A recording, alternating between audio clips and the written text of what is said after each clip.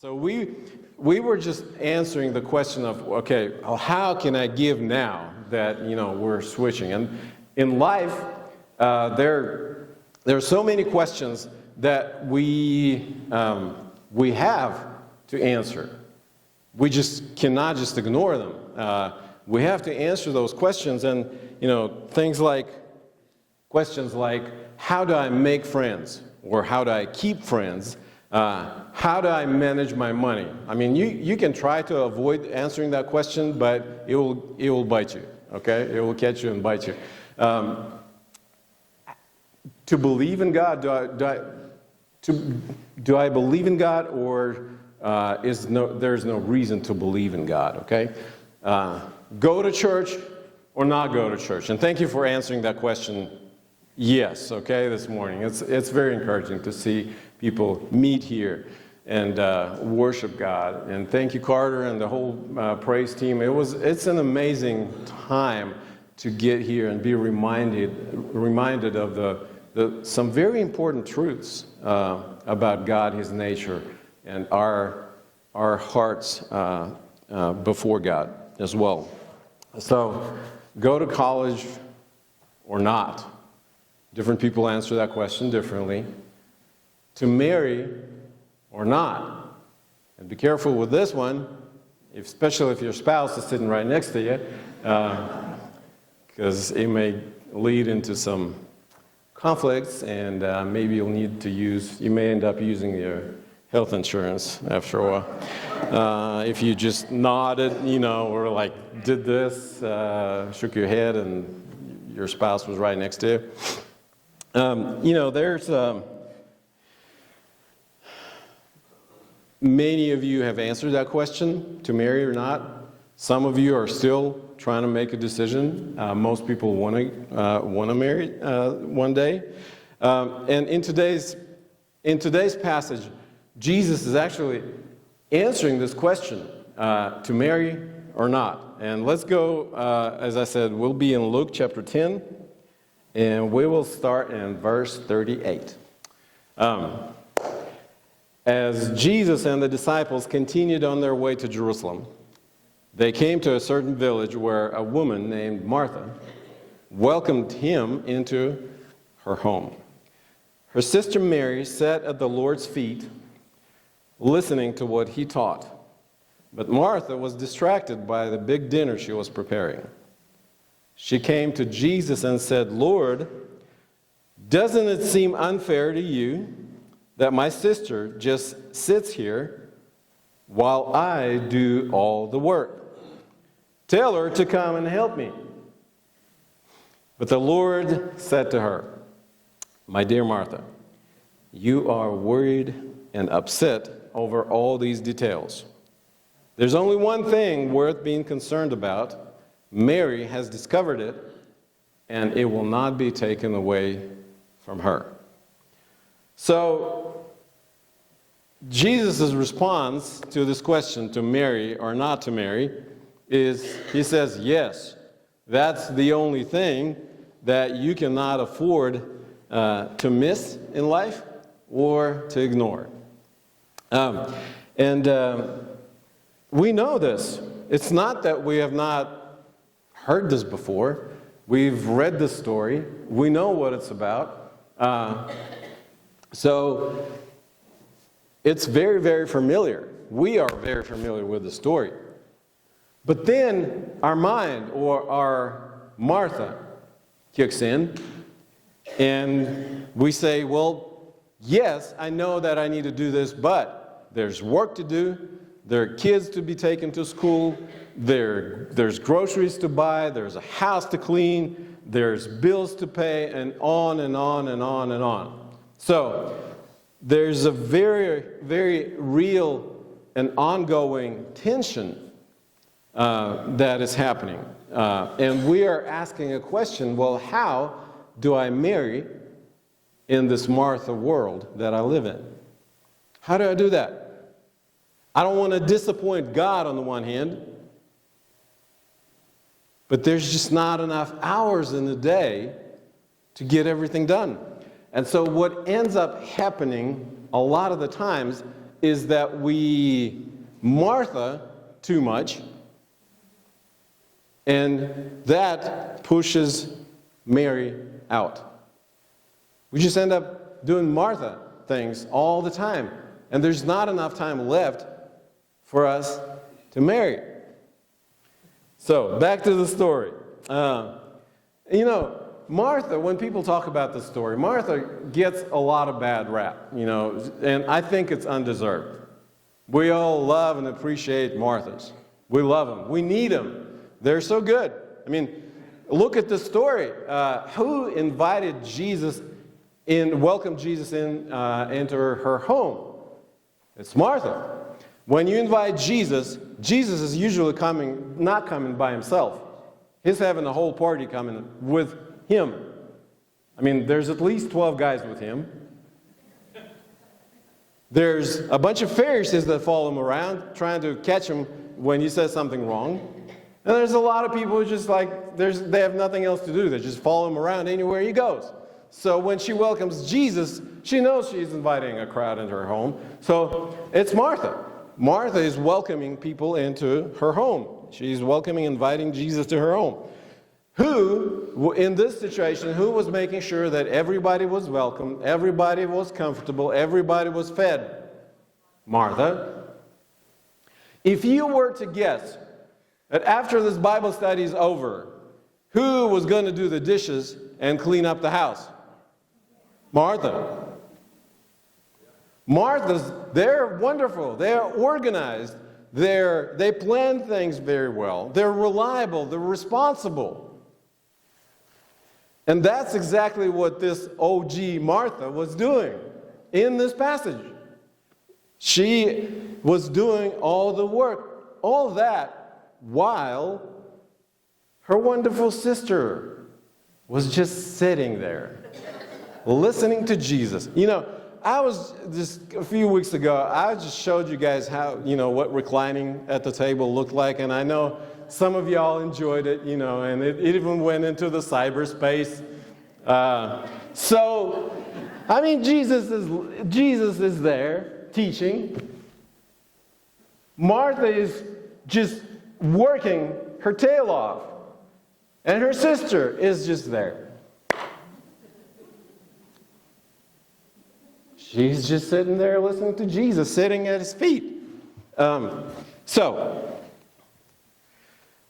it's kind of reminded me of a situation when, I'm sure none of you have done this or experienced this, but, one of you ladies is maybe cleaning the house or doing something in the kitchen, making a meal. And your darling is there in the living room just playing video games. And the sound of the pots and the pans gets louder and louder. And you just, bam! It's just like, bam! Boom!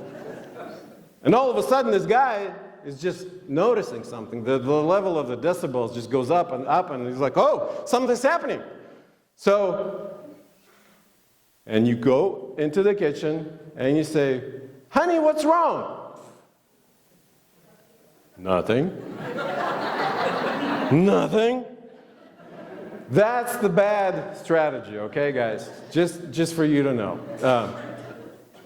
The good choice, the good decision is run and hide. Because obviously there's a problem if you have not figured that out yet. Because she's just like, bam, like, boom, I can't believe it, boom.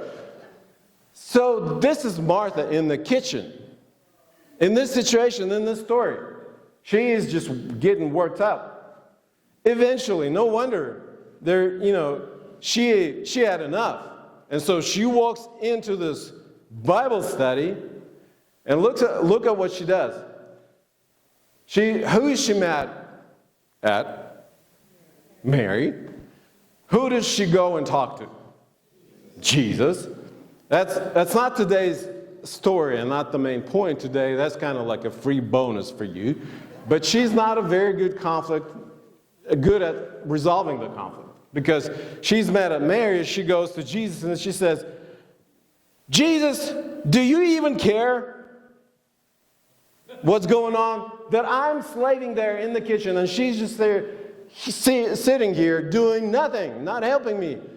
Tell this lazy bum to go into the kitchen and do the work with me.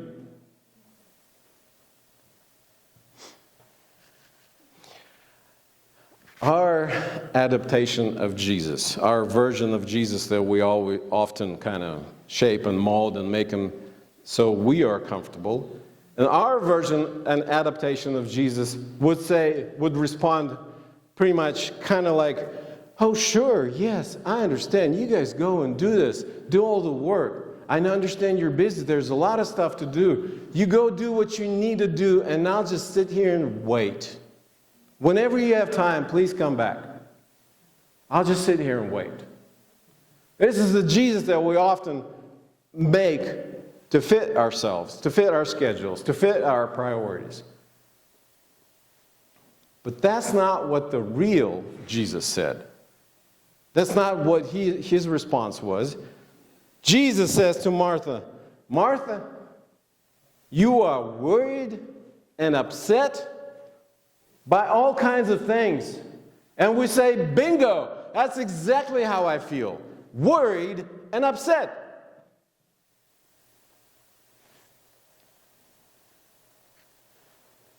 There's no wonder that she feels worried and upset. Because figuratively speaking, she's trying to pack the whole house into one suitcase. She's got all these things, and she's trying to stuff them into this one suitcase.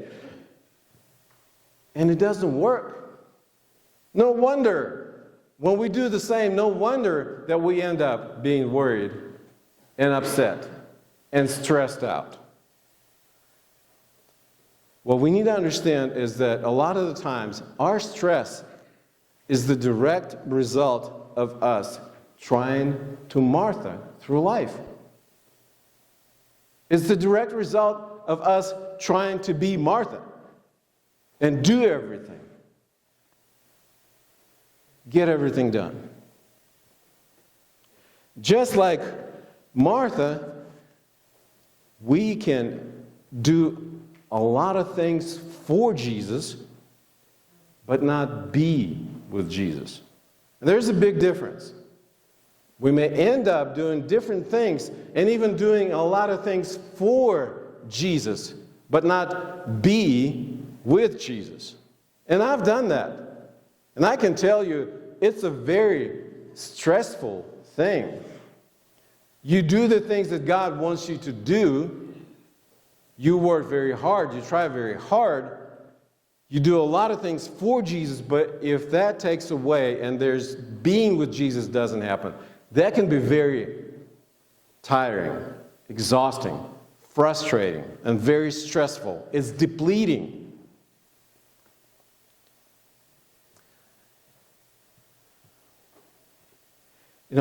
Isn't that amazing that we can be doing a lot of things for Jesus, but end up worried and frustrated and stressed, all because we were just not with Jesus. And Jesus talking to Martha. Martha comes out, storms into this room, and she's saying, do you even care? I'm doing all the work there by myself. Tell her to go and help me. Instead of responding to this,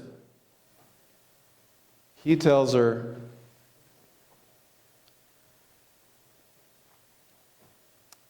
there's only one thing that's worth being concerned about. And she found it. Your sister, that you call a lazy bum, she found it. And it cannot be taken away from her. What does that mean? What does it mean? It cannot be taken away from her. It means that other things that you are stressing about can be taken away from you. And actually, they will be taken away from you. All those things that we stress about, all those things that we try to stuff in this one suitcase, get things done, beat everybody, all those things will be taken away in the end. In verse 40, it says that Martha was distracted by all those things. In this translation, it says by the big dinner that she was making. It says that she was distracted. Well, distracted from what? It says by what? She was distracted by all those things. But, when you say you're distracted or somebody is distracted, it also implies that the person is distracted from something. What was she distracted from? She was distracted from this one thing that actually matters and cannot be taken away from her. That's what Martha was distracted from. From one thing that's most important and cannot be taken away. Martha is not wrong to serve. She's not doing anything bad. It's actually a good thing to serve and help people. But the thing is that it's not the either or kind of situation. The problem is not what Martha was doing. The problem is when she was doing it. Martha is basically, in this situation, if you look at it, Martha is basically saying, all those things cannot wait. Mary is saying, there's only one thing that's important. Everything else can wait. That's the whole difference. Martha is saying, all those things cannot wait. I have to get them done. Mary is saying, there's only one important thing, and everything else can and will wait. That's her decision. That's her choice. And another way for us to look at the situation is that it's kind of like doing versus being. Doing versus being. Being with Jesus versus doing things for him. And doing is not bad. It's not bad at all. But it needs to be a byproduct. The result, the outcome of us being with Jesus. That's the whole issue. You see, there's nothing that we can do for God that can replace being with God. There's nothing that we can do for God that can replace us being with God, being in his presence, sitting at his feet. There's nothing that Martha could do in the kitchen that would match or substitute sitting at Jesus' feet. There was not one thing that she could do in that kitchen that would either match or substitute what Mary was doing, is sitting at Jesus' feet, being in his presence. So, the question was, to marry or not to marry? And Jesus says, absolutely. We say, to Mary or to Martha? Well, both. But make sure that you marry first. The thing is, we do not need anybody to teach us to Martha. It kind of comes natural. We're very good at it. It's easier, it's simple. Figuring out relationships is complicated. It's hard, it's frustrating sometimes. It's easier for us. You probably have been in a situation when somebody's trying to they ask you a question and you're trying to answer and they go, wait, don't give me all those things. Just give me a 1, 2, 3 thing. Just give me 2 steps. How to fix that. You go online and that's like most of the stuff that you see there. People kind of try to say that they're giving you an answer to one of the difficult and complicated things in life, and they just give you like 1, 2, 3. I just wish it was that easy. And that's what we try to do. We just think, okay, We need to, what do I need to do? What do I need to do? The man that ran up to Jesus, what do I need to do to inherit eternal life? That's kind of us a lot of the times. So we want to simplify. We want to just like, what do I do? Instead of being with Jesus, well, what does it mean? What does it look like? But it just comes natural. We just tend to do things instead of trying to figure out how can I be with Jesus? How can I sit at his feet? And so we tend to replace the being with doing. And we end up doing only. And then we wonder, why are we so stressed? Why are we so frustrated? Why are we so upset? Why are we exhausted? I know that, somebody may probably be just thinking, okay, if everyone is sitting at Jesus' feet, who is cooking and serving? I mean, Bible study and worship is great, but eventually everybody gets hungry and needs to eat. Who's doing that part? Well, first of all, we have to remember that we're talking about Jesus in this situation, who fed thousands of people. Like no prior cooking, no shopping or purchasing things. He just multiplied the little bit of food that was there. Okay? So we don't need to worry about that group of people. Even if Martha was not doing what she was doing, I mean, I did not see there's no record of people starving to death in Jesus' presence, from what I've known, from what I've seen and read, okay? I didn't find any. Second, like I said, we do not have to choose one or the other. It's just not an either-or type of situation. And we, living today, we have a great advantage over people in that situation, over Martha and Mary. And our advantage is that Jesus is always available.